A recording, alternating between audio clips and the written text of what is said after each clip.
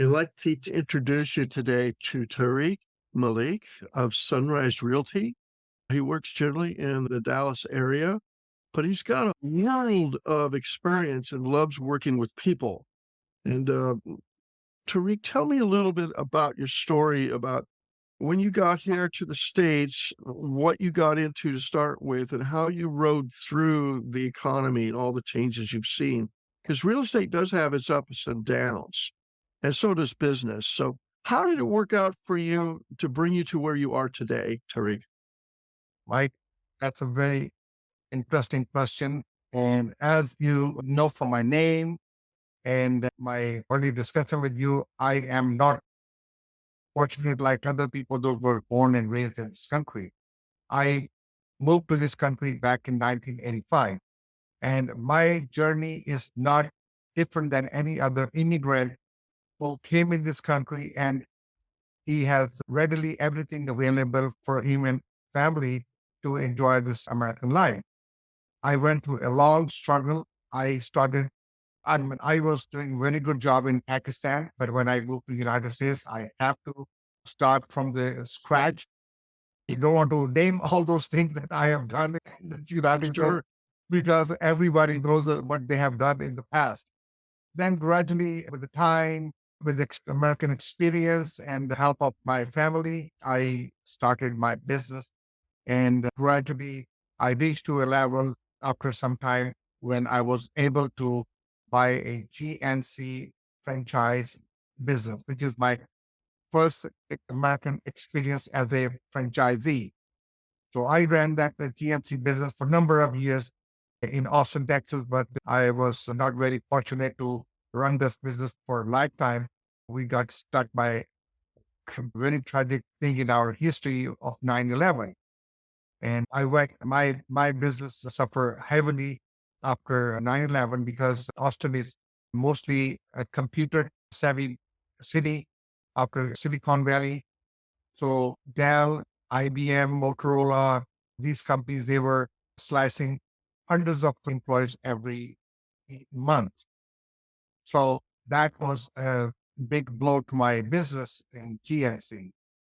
So gradually, while I was in the real estate in this GNC franchise, I started doing my some real estate courses just for the sake of fun. At that time, I had absolutely no clue that I am going to use this as my career. So later on, I started this real estate in 2002, and then everything became history since then. Though it was very struggleful period as a new real estate agent, because when you are new, nobody wants to do business with you because they think that you are not experienced and you won't be able to justify their pick if they use you as a realtor. But I am very grateful to that very first customer. I still remember him, and I have a high regard for that gentleman. He was not a businessman or he was not a very high profile person, but he was ordinary American. But he became a like a angel for me, gave me an opportunity to start my real estate career. And I am very grateful to my God and then to him for giving me an opportunity to help it. God has a way of sometimes sending you the right people at the right time. Absolutely correct. It works that way, doesn't it? Yes. Yeah, those were rough times for sure. And then you have built up a lot of knowledge about real estate since, but you also have a bit of experience that you had that pulled you out was the mortgage business, from what I understand. You spent a few years with that, but you didn't like sitting in the desk in a cubicle kind of thing, and you wanted to get back in the public. GNC, were you meeting people every day and saying hello and having that social contact? And that's what you get out of real estate, isn't it? You get that social contact and you really are helping families. So Absolutely. that's a whole experience in of itself, why you made that change. I can see that. There are a couple of areas I wanted to ask you about your specialties in it. Understand that you really can help people that are looking for that ideal area to raise a family. And then another area I hear you're great about is helping young people, in the pursuit of their careers. What part of town is best for them and what fits their lifestyle and such? Could you tell me just how you help people? Most of my clients that I have worked in the past and I'm even working today, they are mostly immigrants. They move from, Oh, really? yes, like they move from different part of the world. You just name it. Pakistan, India, Bangladesh, Middle East, Australia, you name it, even Canada. They move from different countries. So when they move here, they have absolutely no idea what areas are good, what schools are good, and what is the most safest part of the town to raise their families. Based on my experience, based on my living in Dallas since 1991, I lived all my life, American life in Texas. So as you can see, I can tell that what areas are good for them and what not. So most of my clientele, they are businessmen, they are doctors, engineers, IT professionals, and they love to raise their families in a nicer neighborhoods with a nicer school. So for most of them, I recommend them Allen, Plano, Frisco, McKinney, and then there's a couple of besides other very popular right now is Prosper and Salina. These are the cities that are very lovable and likable in the way because all these cities they have a very high school rating, especially Allen, Plano, and Frisco. So people love to live there and raise their family safely. So you've really done the homework in the years of getting the grounding yourself and the education yourself. So this is why professionals, immigrants that are professionals moving here and bringing their families, they could really trust you because you have something in common. You went through the same path that they're now entering. And that's a level of trust that they're looking for, that they need. You need that commonality. And I think you really found a great market for yourself to help people like that, especially. And then, of course, occasionally you run into an American like that first American you mentioned that made your first sale, Yes. and how fortunate that was. And it's keeping in touch, isn't it, with the people you've helped? And you've got a few hundred home purchases under your belt, don't you? Something like that. Yes, you're right. I don't have exact numbers in front of me right now, but it's way more. Okay. It's way more than 300 plus homes that I have sold so far here in Dallas area. You really stand out. And that's an amazing position to be in when you know the mortgage business and you know the areas and you can help people in their purchases. Do you work on the other side of the coin, so to speak, with sellers? Do you do listings as well? Yes, I do listing side also, but in the real estate business, different realtors they choose different niche market. Oh, I see. Yeah. Yeah, some people, some realtors they like to go in a commercial. Some people realtors like to go in a listing side. Some realtors like to go to the buyer side. So I choose to work mostly with the buyers, but Okay. I'm fully capable and experienced and the knowledge about the listing side. I guess I do listing as well. It's good to know that. I imagine that some of the people over the years that are ready to move into something else that bought from you in the past, and they know they can come back and trust you, maybe even refer their friends to you. Correct. That's what it's all about, isn't it? Absolutely. You just have a way of being a person's close advisor when they're making this big decision in their life. Can you tell us one of your stories on helping people and making a positive impact? Is there one story that kind of stands out that you can think of over the years where it was maybe a little tough, but you made it happen? I there's not a one single story that I can come up. There are so many stories because buying a home is not just like you go to the market and buy a grocery or buy a cake for your children, come home and say, "Hey, I bought this for you guys." Mortgage, real estate, buying a real estate is a whole different story. People think that they know everything, but believe me, real estate is like an ocean.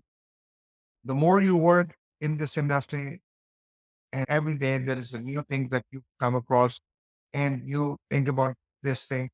Hey, I thought I know everything, but I never heard about this kind of thing before. So we all learn with each other. And when I talk to my client, my first thing to them is that you have to have a full faith in me. Just like Jesus said, you hold my hand and I'll make you walk on water. So I just tell them, you just hold my hand and trust me. With my real estate experience and with my mortgage experience, I will help you in a way that you will not feel that you are a first time home buyer. But again, buyers are very concerned, regardless how much they are comfortable working with you, because they always listening different stories from different clients, friends, and relatives. And some are good, some are bad. They are walking on their toes. So you have to put them on ease. And I tell them one thing very first day. I said, when I am working with you and you are trusting in me as your real estate agent, have rest assured, even a property that fits to your family needs, fits to your budget, fits to your everything that you, the criteria that you have explained me in the beginning. If I am not satisfied with that property, I will not let you buy it. And they look at me with a big question mark on their face.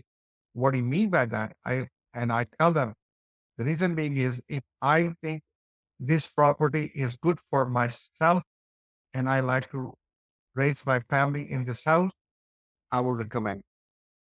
Why would I do this thing that, hey, buy it? And later on, sooner or later, they will find out what was the reason why other person sold this property. So if I know this thing, any factual defect or any stigma which can bother them, I'm one of those people. If I am buying this property in the market, I will reject it. So same thing, I will not recommend to my buyer to buy such a property which can cause them any kind of problem.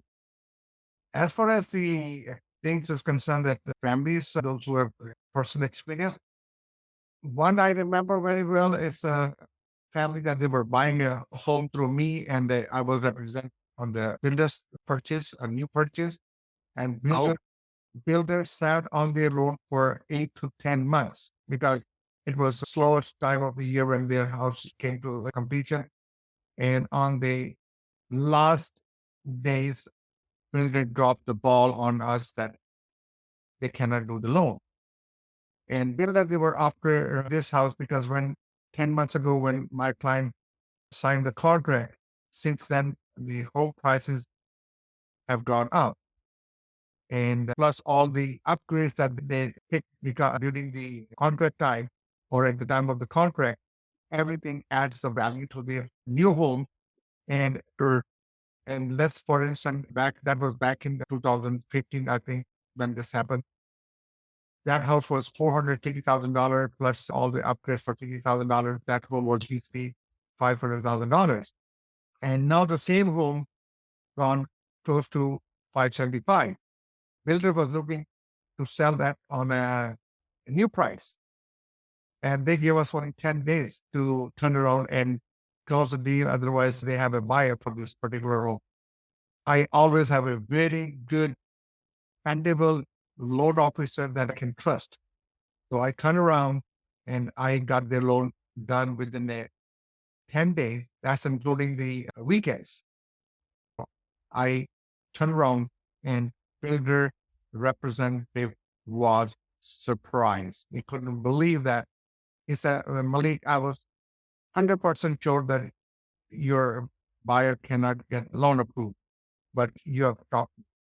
Well, so I don't challenge other people, but when somebody challenge me, I don't get into an argument like that, but I just try to prove them that you're wrong and I can things possible. you really made a difference there. That's a very difficult market when it's increasing in value and you have a contract there and then they're trying to play games. Say you can't get the financing, we'll sell it to somebody for more. We get more money from somebody else and try and pull that game. when they had a contract with you and you turned it around for your buyer. That's just because you were mortgage experienced as well came into play on that story. Thank you for sharing that. I think it was really important, a very important story for people to hear that you can get in the batter's box and knock it out of the park at times. Not going to work out every time, but you're willing to get in the box and try and make it happen. And you have the experience to do it. Tariq, that's a fantastic thing, really, when you think about it. And I wanted to make a comment here, Tariq, is what I don't know a whole lot of real estate myself, granted, but I do know that people sometimes buy a property on emotion and they just fall in love with it and they miss all of the warning signs. And that's what makes you helpful. So important to help them make the right decision that you can point out the things that aren't right. And Right. you're willing to do that even at the cost of the sale. You build trust doing that, Tariq, and you will find the right home for them, and they're going to be happy in the long run. So you really are looking out for people's futures, be it a family or young person or retired or whatever their position is. You're really looking at what's really going to fit. What's their lifestyle like? Where are they going to be in a few years? Are they going to have more children? You're looking for the right questions too, aren't you? Just to get to know your family that you're working with, the decision makers, as well as what the families, because is it going to really fit for them? This is what makes you highly valuable in the DFW area for sure. I wanted to get a little bit off subject to get to know you a little bit better about the things that you enjoy in life in general away from work. Maybe it's movies or walking in the park or whatever, but how do you relax and enjoy yourself with family, friends, brothers? What do you do? That's very nice and very good question. What I do in my leisure time, I love gardening. Oh, I love gardening. I love walking, traveling, and doing volunteer work. So when you do all these three, four things, whichever comes on you, you just go along and help them. right. It give you real inner satisfaction. And I enjoy people think that plants don't talk. But I tell you, plants, they do talk to you if you talk to them. People might think that hey, he's a crazy guy, but no, believe me, when you love something, you can see that they're talking to you. And my wife and my children, they always say, you love plants more than us. I said, that's not the case. The thing is, they need our love and care. If we don't take care of them, they're helpless. And when I come home, I say, hey, plants, how are you? Here, don't worry if you're a little low in water, I'll take care of you. So that makes me feel good. So this is how I spend my time. Mike, you have to just tweak this one. Yeah, that makes a lot of sound. Just get your fingers in the dirt and that sort of thing. And I get that. I get that. I want to thank you today for the time that we had today. And I'll share this with a few people, especially in your area. But I do understand you will get around the country and help people if it's absolutely they need the help they're asking you. So I think that's a wonderful part of you as well. But thank you for today, and we'll talk soon. Thank you very Super. much for having me and have a nice day. You bet.